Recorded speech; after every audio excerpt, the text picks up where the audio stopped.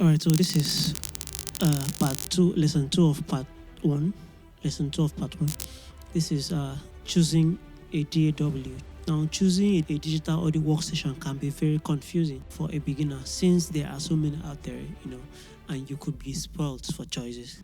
There are two things I want you to note. I want us to note.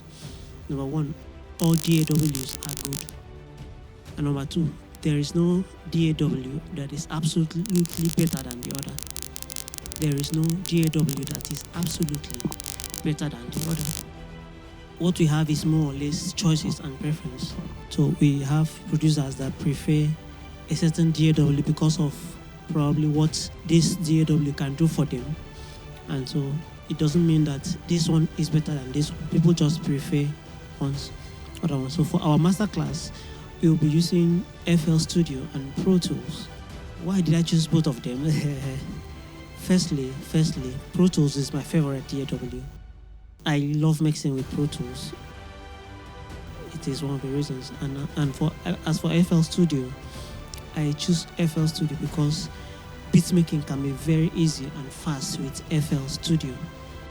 With FL Studio, there's this thing that is called channel rack, where we will look at it later.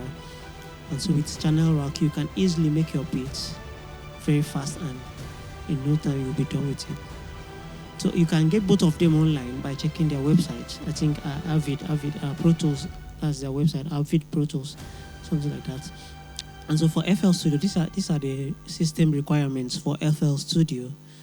You need at least an 8 gig RAM computer with a good processing speed. As for Pro Tools, what you need is a 16 gig RAM computer with at least let's say a processing speed of let's say 2.80, and at least a good graphics card will run Pro Tools comfortably.